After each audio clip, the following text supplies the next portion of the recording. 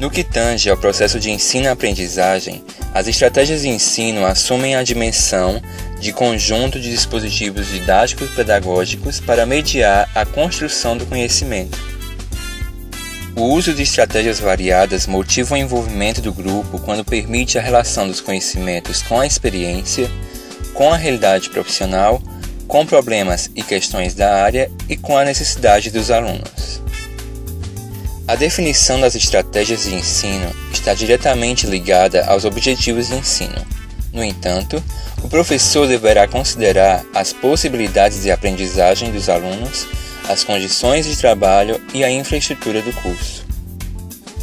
Algumas estratégias de ensino já são tradicionais nas salas de aula e amplamente utilizadas pelos professores há anos, como por exemplo a aula expositiva, o estudo de texto e o seminário.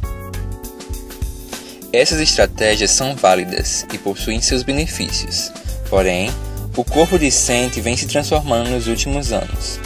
Os alunos acabam por assumir uma postura diferente em sala de aula, e para alguns conteúdos, as estratégias tradicionais podem não ser tão efetivas quanto algumas alternativas mais atuais.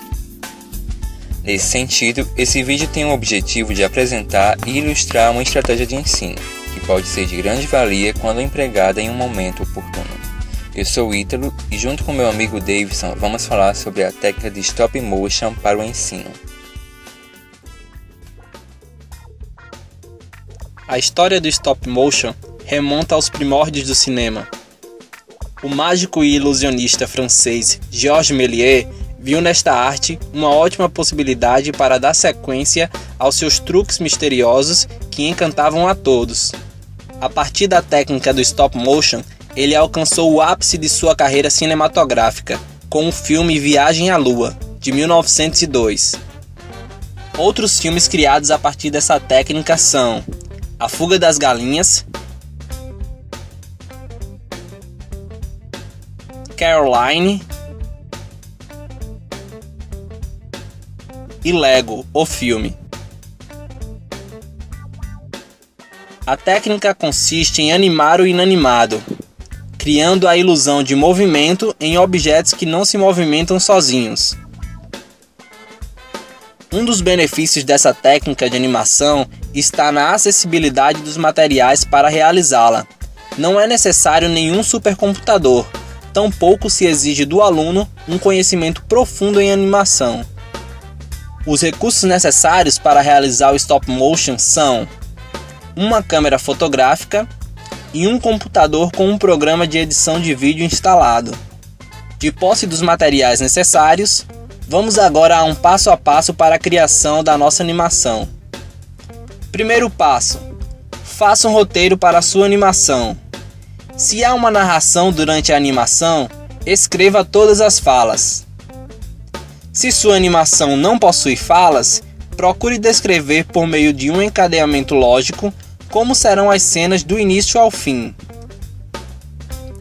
Segundo passo: se seu stop motion possui falas, agora é a hora de gravá-las. Pegue o seu roteiro e com um celular, computador ou gravador portátil, grave todas as falas que você escreveu. Grave a mesma fala mais de uma vez se necessário, mudando as entonações, até achar aquela que melhor combina com o que se quer expressar. Eu estou animado. Eu estou animado.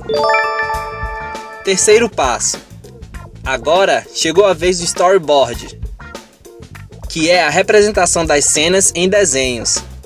Aqui você irá desenhar todos os objetos que irão compor cada cena. Por exemplo, se você quiser ilustrar um acidente entre dois carros e um cidadão, você irá desenhar em um quadro os dois carros e um indivíduo. Esses são os elementos da sua cena. Quarto passo: após a confecção do storyboard, agora vamos agrupar todos os objetos necessários para cada cena. Continuando no exemplo da cena do acidente citada acima, para essa cena precisaríamos de dois carros e um indivíduo. Podem ser bonecos, desenhos ou recortes. 5º passo: hora da ação. Prepare seu cenário e comece a tirar as fotos. A cada foto tirada, mova o objeto um pouco. Isso é o que trará o efeito de movimentação na animação.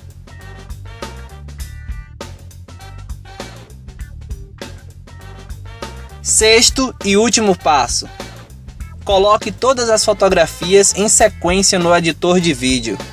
Junte com os arquivos de áudio, se for o caso, e basta apertar o play. Viu como é simples? O stop motion é uma atividade acessível a todos, que estimula a criatividade dos alunos, prende a atenção deles, dialoga com as novas tecnologias, ensina-os a trabalhar em equipe e a se unirem em torno da conclusão de um projeto bem-sucedido. Para o professor, o ponto de partida normalmente é a identificação dos objetivos educacionais e a escolha de um tópico dentro do programa de sua disciplina, para o qual deseja implementar a técnica do stop motion. O professor pode dividir os alunos em grupos e cada grupo ficar responsável por um determinado tópico ou assunto. Assim, o mesmo faz com que um número maior de conceitos sejam abarcados. Deve ser dada a devida importância ao recorte do tema que será trabalhado. Considere que os conceitos abordados são relevantes e que tais conceitos deem ao aluno a facilidade de interpretá-los a partir de histórias e imagens. No nosso exemplo, iremos utilizar um tópico da disciplina de marketing. Iremos relatar as eras do marketing, que mostra a evolução do marketing em diferentes épocas, até os dias atuais. É um assunto importante nos estudos introdutórios de marketing e com diferentes possibilidades de narração. Após definir o assunto, fomos em busca do referencial teórico e, com base em artigos e livros, montamos nosso roteiro. A linguagem deve ser fluida, de forma a tornar os conceitos claros e dar dinamicidade à narração da história. De posse do roteiro, escolhemos as imagens que mais se apropriavam ao que estávamos relatando. Montamos nosso pequeno estúdio, fotografamos e partimos para a edição no software. Depois de todo esse trabalho, o resultado fica muito legal e vocês conferem a seguir como ficou o nosso stop motion sobre as eras do marketing.